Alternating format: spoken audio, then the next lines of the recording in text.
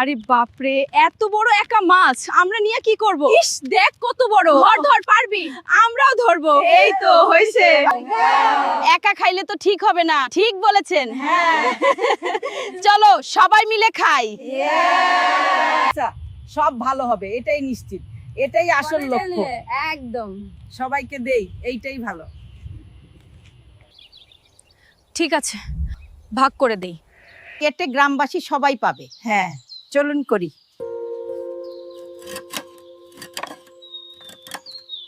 নাও দিদি, নাও কাকিমা, সবার জন্য আছে।